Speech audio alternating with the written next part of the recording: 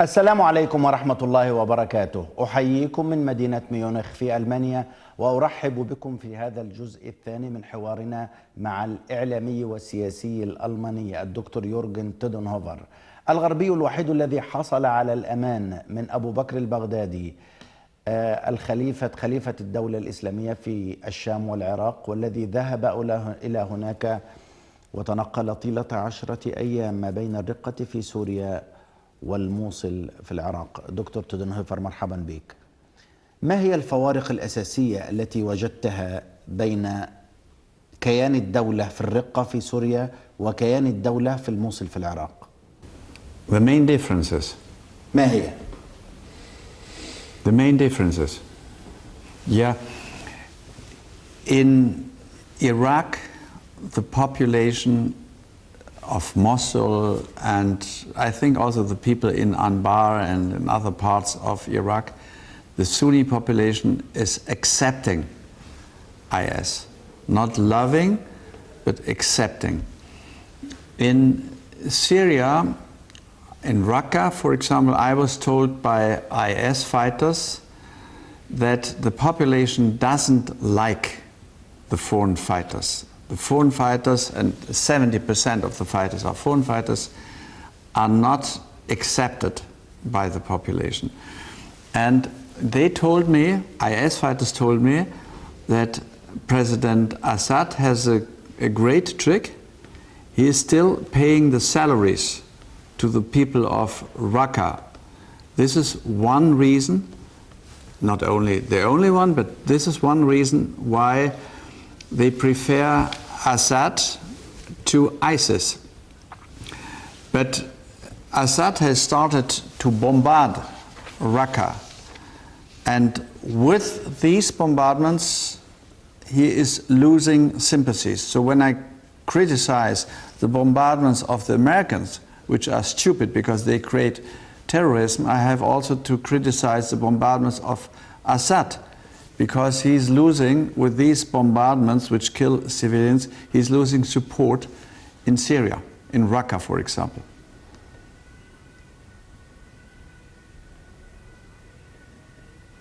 أنت ذهبت في 2012 والتقيت مع الأسد، وهناك انتقادات شديدة لك أنك كيف تلتقي مع مجرم قاتل يقتل شعبه وتجري معه حوارا تروج له في الغرب، وأنت المعروف أنك تقف إلى جوار القضايا العادلة كقاض في الأصل.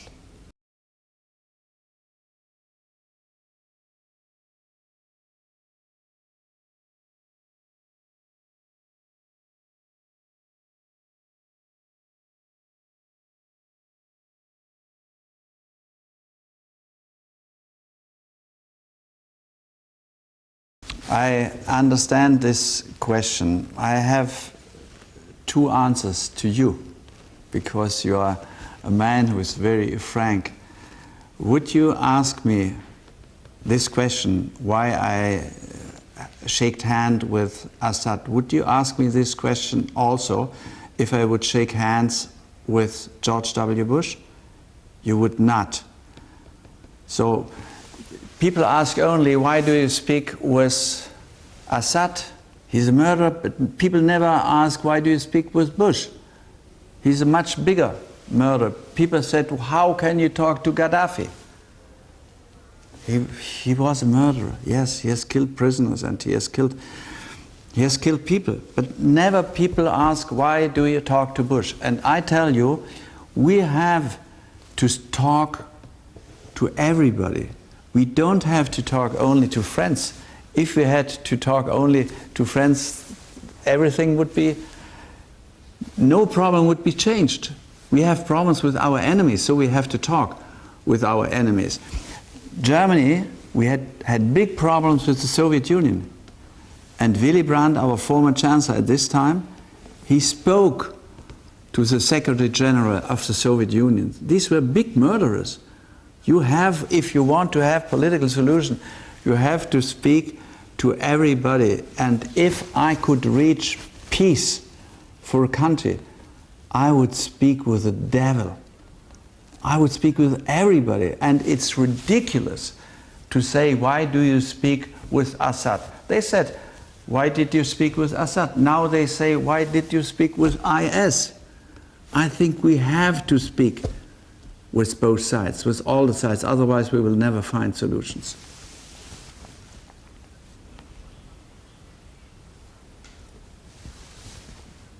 كيف لهذه الأطراف المتناقضة أن تثق بك؟ البغدادي وثق بك والأسد وثق بك، وقبل ذلك أنت ذهبت إلى العراق، ذهبت إلى القذافي، ذهبت إلى مصر خلال الثورة. كيف لهذه الأطراف أن تثق بك كلها وهي أطراف متناقضة؟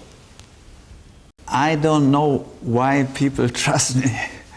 I like it. I like that people trust me, and I don't want to disappoint people who trust me. But I spoke, when I spoke with the Mujahideen under the Soviet occupation, later I spoke with the highest military guy, Akhomeyev.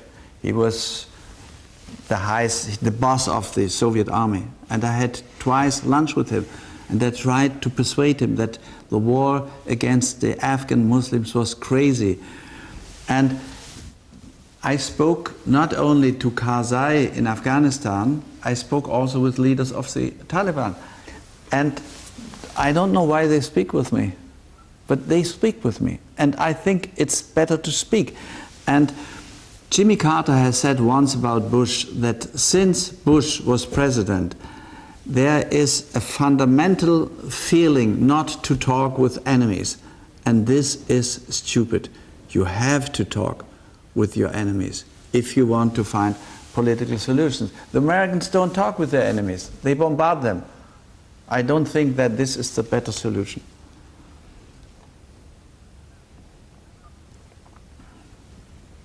عبد العزيز العمري يسألك على تويتر: بعد تجاربك هذه الكثيرة، هل ترى أن الدولة الإسلامية ستستمر وتتوسع أم ستنكمش وتتلاشى؟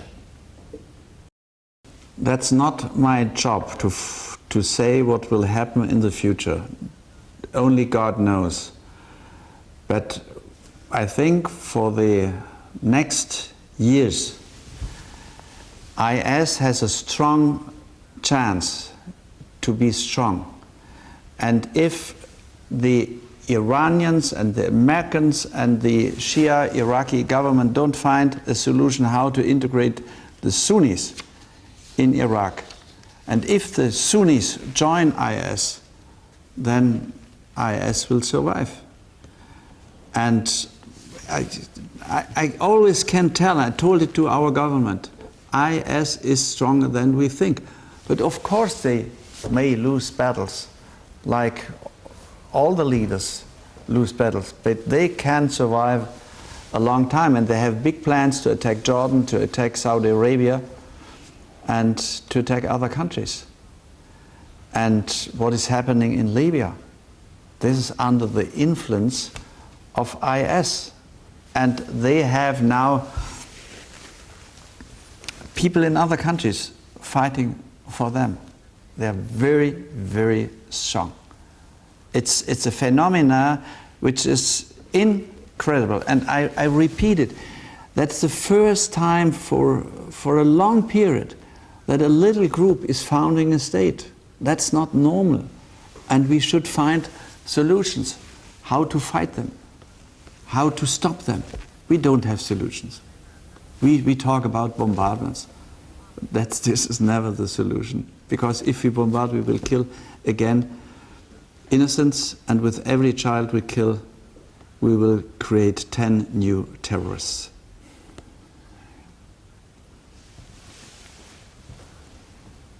هل تعتقد أن الدولة الإسلامية أصبحت فكرة غير محدودة بمكان، وأنها ليست محصورة فقط ما بين الرقة والموصل؟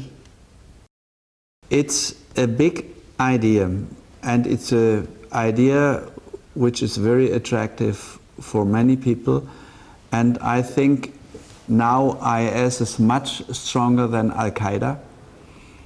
Al-Qaeda doesn't play an important role beside IS, and in many countries the fighters who are now supporting Al-Qaeda will join IS because IS is much more successful. That's life. People want to be with the winner. So if they lose, if IS loses many battles, then the people will leave them too. But for the moment, they're very, very strong. And the news I get every day show that what the Americans say, that IS is going down, are not right. It's wrong information. It's a part of a propaganda war against IS.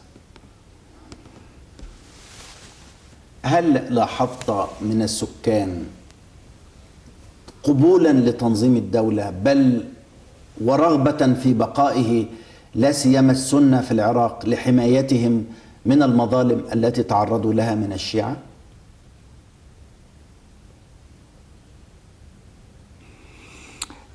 For the moment, at the time being, the population is accepting them. The population, let's go back to Mosul, because I stayed in Mosul, but I know also very well the region of where you have been, Fallujah, Ramadi. I spent time with the National Resistance in Ramadi in 2007.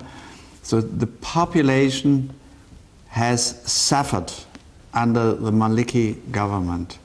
And I'm not against the Shias. I'm a friend of Muslims, and for me, Shias and Sunnis are Muslims.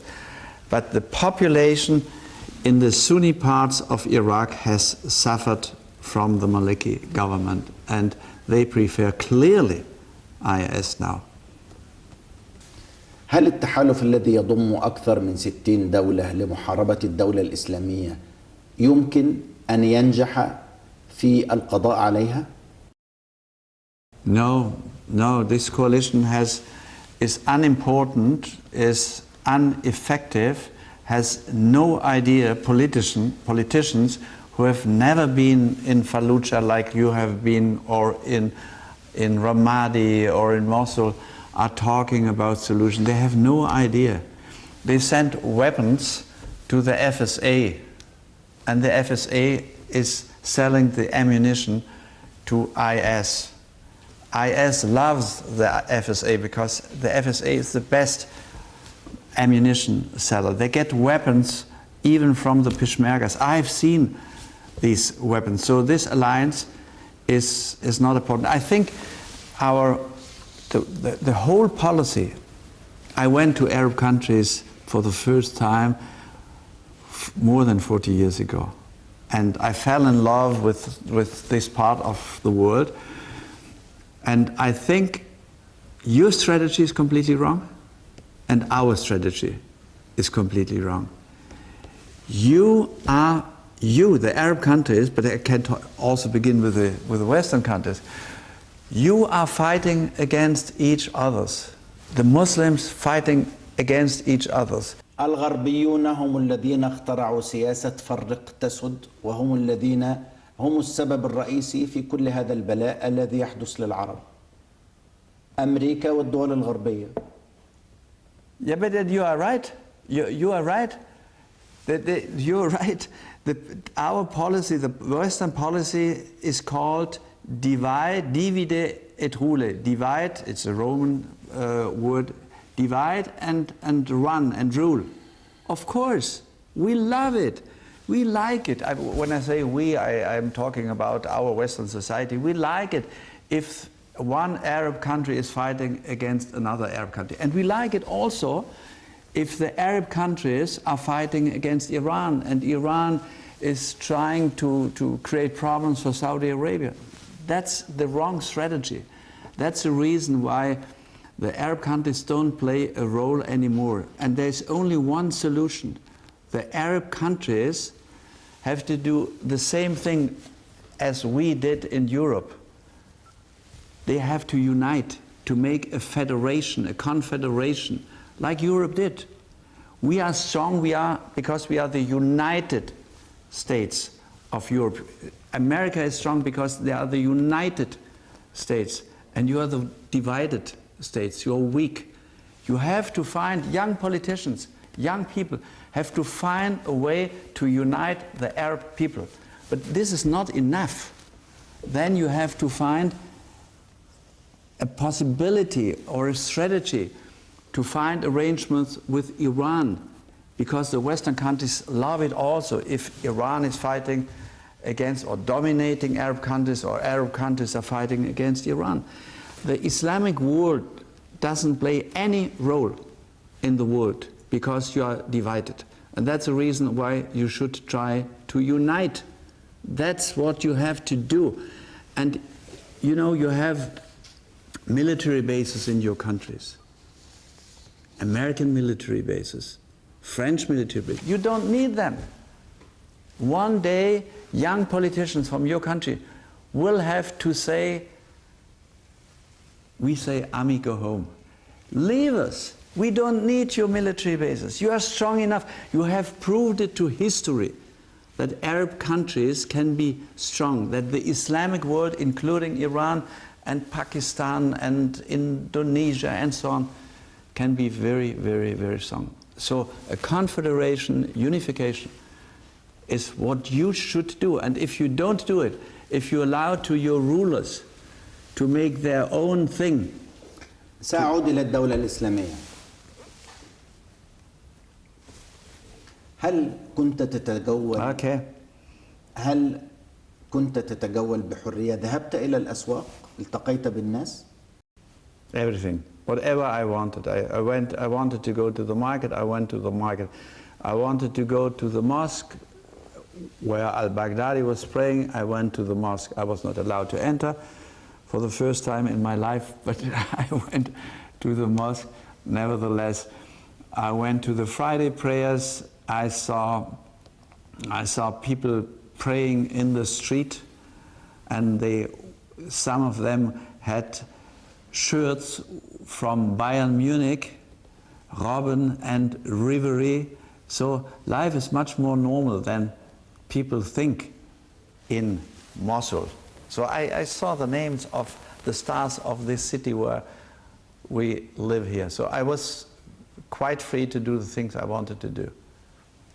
I met prisoners because I asked to meet prisoners. ما طبيعة أسباب سجن هؤلاء؟ كيف وجدت السجن؟ There were two different things. The normal prisoners I met a judge and I said, can I see the jail? That's what I'm doing always. I have seen the jails for Al-Qaeda in Damascus. I always ask to go to the jails as a former judge and to see the situation of these people. And I saw a guy, he went out with his girlfriend, but he was not married, so he got 1 day jail to spend in jail. And another man, an old man, was arrested and he got some weeks of jail because he had cigarettes and sleeping tablets with him. And I met, this is more tragic, I met a Peshmerga fighter in Mosul. He was there with, there were 30 fighters, and this was very tragic. And I stopped after a certain time the conversation because suddenly we had hundreds of people surrounding us, and if I had waited, we would have had thousands of these people. And I wanted to avoid this situation for this prisoner. And I have seen sad things and I have seen good things. أين كان هذا السجين؟ آلاف يلتفون حولك أين؟ No, they brought him to a place in the center of the street. هل في نقطة مهمة هنا، هل عايشت أي من الغارات التي يشنها التحالف في خلال انتقالك ما بين المدن والمناطق المختلفة؟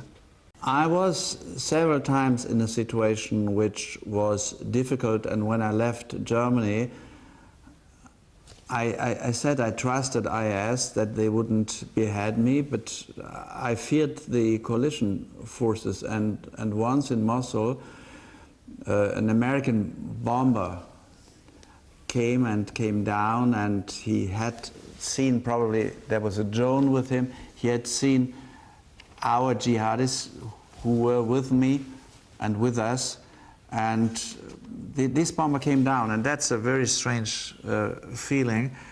And the only solution that I found, I saw that some 100 meters away, some kids were playing football. And I joined them. And I said, I hope that the Americans will not bombard these kids. And they did not. And when I came back from Mosul, I came back to Raqqa, our apartment where we stayed. We were late. The apartment was bombarded and destroyed by the Air Force of Assad. So if I would have had been on time, Assad would have hurt me or killed me, and my son too. So it's war, you know, that's not a nice journey. It's war, and you have a certain risk, and the risk is very near. And when you travel, we traveled with a convoy, and they are not so stupid. I read in the newspapers that somebody had hit the convoy of al-Baghdadi. That this was so crazy, because he would never travel in a convoy. They are not stupid. We were in a convoy, but one car was in the front, we were in the front, and then the second car was a lorry, and 5 minutes later was the third car. And they were changing. And the driver was always looking if a drone was following us. We think that they are stupid. They are not.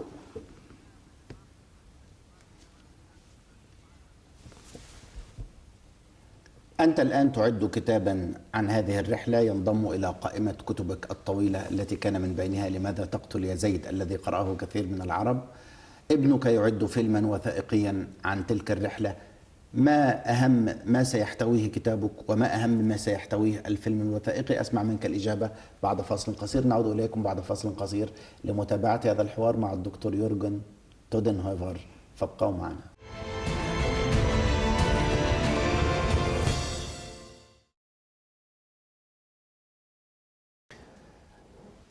أنت تعد كتابا للنشر ربما يصدر خلال عدة أسابيع عن هذه الرحلة، وكذلك ابنك يعد فيلما وثائقيا حول هذه الرحلة أيضا. ما هي أهم محتويات الكتاب الذي تعده والذي يعد امتدادا لكتبك الكثيرة من قبل، وما أهم محتويات الفيلم الوثائقي الذي يعده ابنك فريدريك؟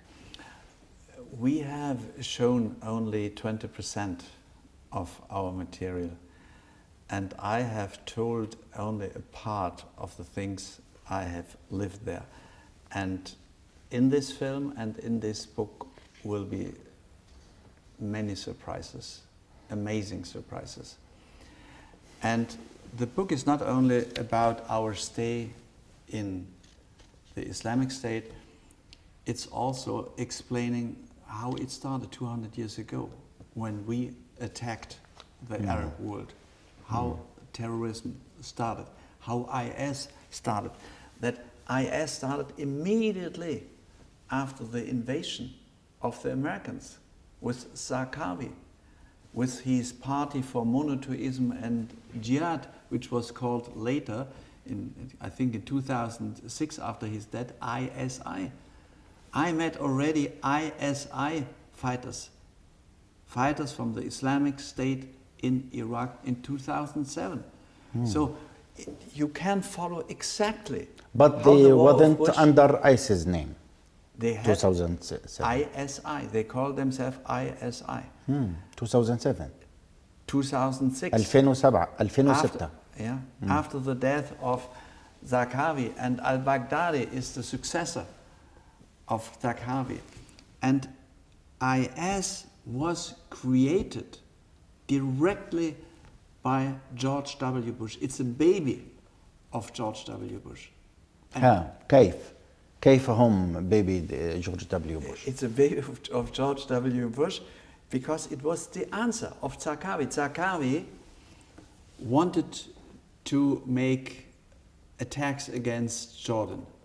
And when he saw that the Americans attacked Iraq, he changed his mind and he created what we call a terrorist group in Iraq, which became now IS. The first name was Al-Qaeda in Iraq, the second name ISI, then ISIS, ISIL, and now IS. They changed their name, but they started with George W. Bush's invasion. الدولة الإسلامية الآن مفتوحة للغربيين بشكل كبير، يأتون من كل مكان. ما هي الضمانات الموجودة لديهم ألا يخترقوا من أجهزة الاستخبارات الغربية؟ I have criticized the Arab countries, the fact that they fight against each other, and the Muslim countries that they fight against each other. Now I criticize the Western countries. If you want to fight terrorists, infiltration is much more important than bombarding. And by the way, Assad is sending spies to IS, and IS does know this. So infiltration, money, all this kind of secret service action, and even special commandos are much more important than wars. How was bin Laden eliminated? Not with a war against the people of Afghanistan, with a special commando in Abu Dhabi, but in Pakistan. This showed how crazy this war was. And if I said what the Arab countries have to do to become as important as they were, we, the Western countries, if we want to avoid terrorism, we have to do two things.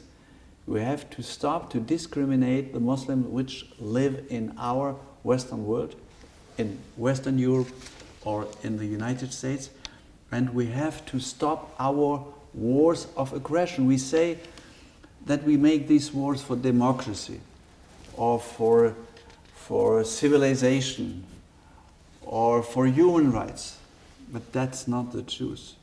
It's for our power, it's for influence, and it's for your oil. If I would be Clinton, I would say it's the oil, stupid. We make wars for oil, not for democracy. يقولون أن تنظيم الدولة الإسلامية هو أغنى، أو الدولة الإسلامية الغرب يقول إنها أغنى التنظيمات الإرهابية رغم أنها دولة كما تقول أنت. من أين مصادر التمويل المالية للدولة الإسلامية؟ I think their revenues come from the cities they conquer. They attack banks and they take the money from the bank. The first, not now. حينما استولوا على They الموصل. capture other cities and they take all the money they can get. The second revenue is the taxes, the jizya in Syria. In Mosul, the Christians have left, so they cannot take the jizya. And جزية مبالغ قليلة. Yeah, but it's money. It's little. Money. It's money.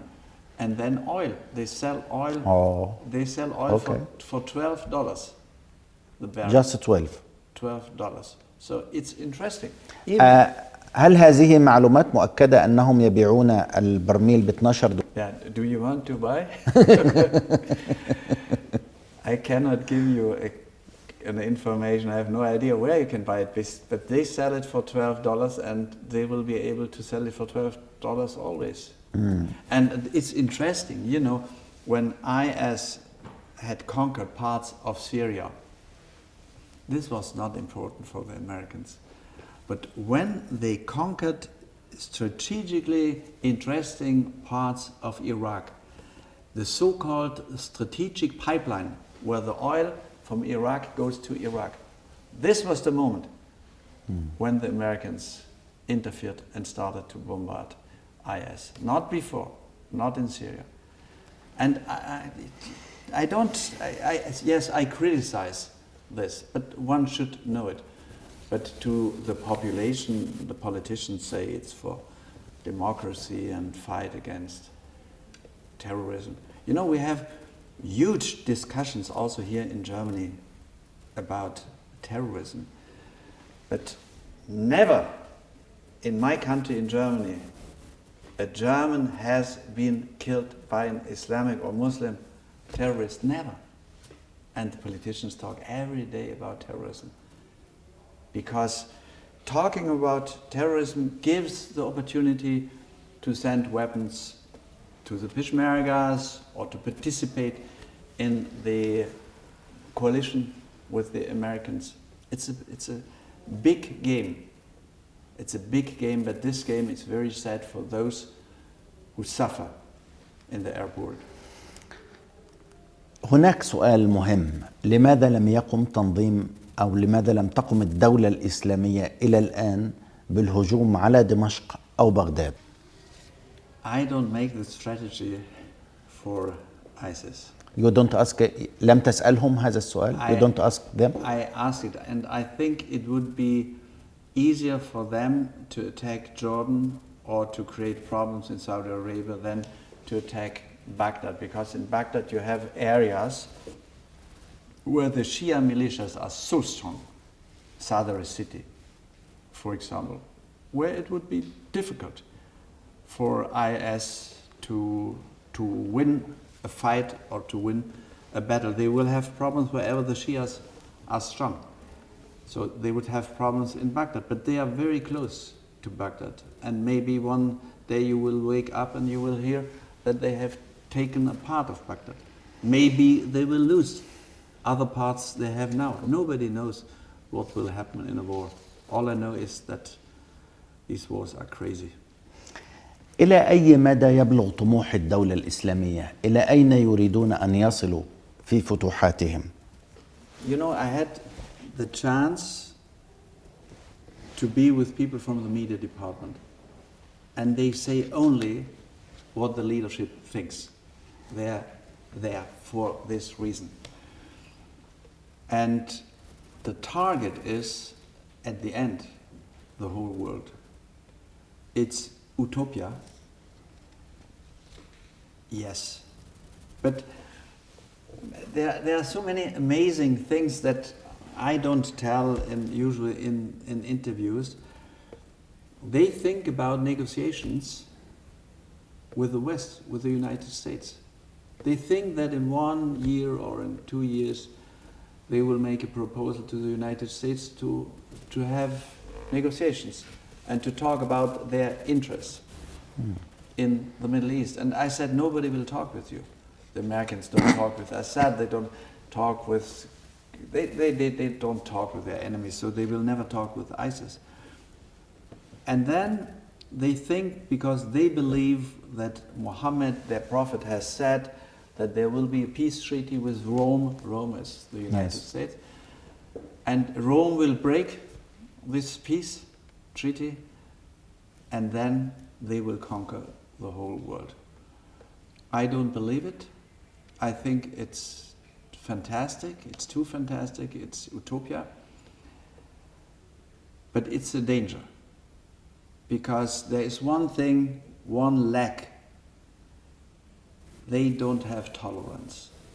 They are tolerant with other people and with other religions. And when I spoke with them, I always said, you know, I have read the Quran.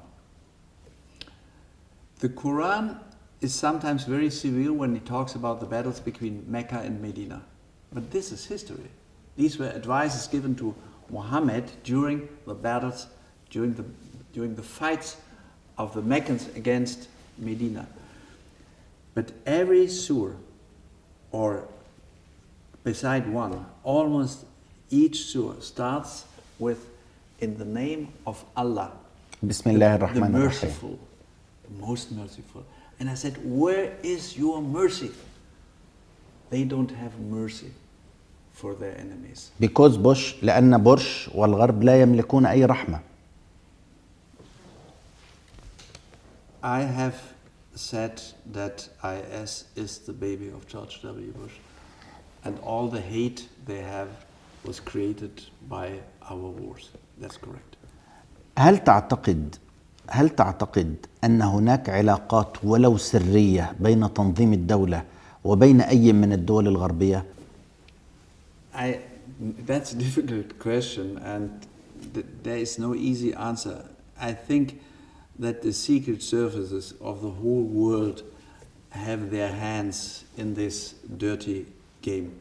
And also some Arabic countries have supported terrorist groups in Iraq and terrorist groups in Syria. And I have criticized that always. But I think that ISIS or IS at the end is not dominated by a Western secret service or by the Mossad or all these conspiracy theories. I think it's the answer to a never-ending aggression of the Western countries. The false answer, but it's an answer. سؤالي هو كيف تنظر الدولة الإسلامية إلى الدول العربية الأخرى؟ I asked ISIS fighters, I said, which is the country you like? Which Arab country is okay? They say no one. I said Saudi Arabia, you must like them. They said no, it will be the first country we will attack. Qatar, they don't like Qatar. They are disappointed by everybody. They think they are the only ones who can bring the solution, but they don't agree with the policy of the Emirates or of the other countries of the Gulf or of other Arab countries. They're even against Hamas. They're against everybody. صحيفة الاندبندنت البريطانية نشرت تقريرا في 29 يناير الماضي قالت فيه إن تنظيم الدولة سيبقى طالما أنه لا توجد خطة موحدة لهزيمته. I fear it, yeah. I fear that they are right. هناك تقرير من البي بي سي نشر في 28 يناير قالت فيه إن هناك 550 امرأة غربية أوروبية وأمريكية التحقن بتنظيم الدولة الإسلامية. هل تحدثت إلى أي من هؤلاء؟ Yeah, of course. No, you should not smile. I crossed the border with a German woman. Oh. She came from Berlin. And she said she went to Mecca and she got problems with German secret services and they took her away, her 6-year-old daughter. So she lost everything. And therefore she went to the Islamic State. She crossed the border with me. I was porting on her back because we had to run. And she thought the only solution for her life is the Islamic State. And so there are other young people there are cities from Germany where 40 people from one city, 40 young people have left the city to join the Islamic State. ما هذه المدينة؟ And also girls. Which city in Germany? Kassel. Kassel. Kassel? Yeah, it's near Frankfurt. It's not known publicly. One father called me last week and he said, my 2 children have left me and they left with altogether 40 people. But nobody knows. لكن هؤلاء ألمان أصليين أم مسلمين مهاجرين؟ I don't have details about these 40, but there is usually a mixture of people who converted and people from origin Morocco or origin Algeria. You have a combination, but many converted. هناك تقرير لوزارة الدفاع الأمريكية البنتاغون صدر في 24 يناير الماضي قال إن تنظيم الدولة الإسلامية لم يخسر سوى 1% فقط من الأراضي التي يسيطر عليها وأن مجموع ما يسيطر عليه الآن يصل إلى 55,000 كيلومتر مربع. This is a part of Western propaganda. That's a good propaganda because the people who want to join the Islamic State, who want to join IS, want to be with the winners. So if you tell them that IS is losing Kobane and losing more and more and more, they think that this could influence young people. And this is true. And therefore many reports in the newspapers now are lies. I read yesterday in the newspaper that 45 people were burned alive by IS. And I asked friends of mine, not IS fighters, enemies of IS, and they told me, yes, this was a horrible accident in a house, and 45 people burned. But it was not like with the Jordanian pilot. So the media play now an important role, and they also invent stories. But that's life. You know, the first dead in every war is the truth. ما هي اللحظة التي شعرت فيها بالخوف خلال الرحلة؟ The moment I was afraid was when I met this Peshmerga prisoner. To see such a weak man who has only a chance to survive if the Kurdish people will make an exchange with their IS prisoners. And prisoners of war are a tragedy, and I felt very sad for him. And I must say, the American bombers are not funny. They bombard very, very fast and very easily. And I know that the missiles, when you hear them, it's too late. You're dead. And I have seen this in Gaza. I was in the Gaza war twice. I spent 8 days there. And whenever you heard something, it was over. 10 or 20 people were killed. So the bombardments, in a certain way, in a strategic way, IS people say, that's good that they bombard. It will bring us sympathies in the population. But the fighter who is attacked by an airplane, he's of course fearing the airplane because you have no chance. He's 1,000 meters away and he doesn't take any risk. The only risk is on the population and on the fighter. كيف خرجت من العراق؟ كيف خرجت في نهاية هذه الرحلة؟ They said we could not cross the border because there was police and we had to... Turkish police? Turkish police, and we had to spend another night, and I got so angry. And then I asked smugglers, I said, I want to go home. And we took smugglers, and then we had to run, and then you have to run very fast, and it's very difficult to run with your bags on your back. And then we arrived on a farm in Turkey with turkeys, on a turkey farm in Turkey. And this was one of the most happiest days in my life, when I could call my children and say, we are back again. And people ask me very often, didn't you fear anything? I didn't allow myself to be afraid during the trip. But now, 2 months later, I realize what it was. And the fear is coming back, and sometimes you spend nights which are not very funny. كيف تنظر إلى المستقبل في ظل هذا الوضع وبعد هذه الرحلة وأنت تستعد للرحلة إلى غزة بعد عدة أسابيع؟ I will always go to places where I think it is important to find the truth and where it is important also to protect people. I don't want that the Iraqis are bombarded again, like in 2003. And I don't want that the people in Gaza are bombarded again. And I think it's a little bit like you. When you went to Fallujah to stop this war, I would like to stop wars, but I'm not strong enough, so I write and I speak. And I think for German politicians, it's dangerous to have me as an enemy.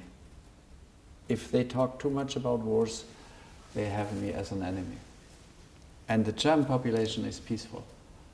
And the German population is backing me when I attack politicians who want to make war. دكتور يورغن تودنهوفر، أشكرك شكرا جزيلا على أن خصصتنا وخصصت مشاهدي الجزيرة بهذه الشهادة عن هذه الرحلة. شكرا جزيلا لك. شكرا. كما أشكركم مشاهدينا الكرام على حسن متابعتكم. في الختام أنقل لكم تحية فريق البرنامج من ميونخ في ألمانيا ومن الدوحة، وهذا أحمد منصور يحييكم بلا حدود من ميونخ، والسلام عليكم ورحمة الله وبركاته.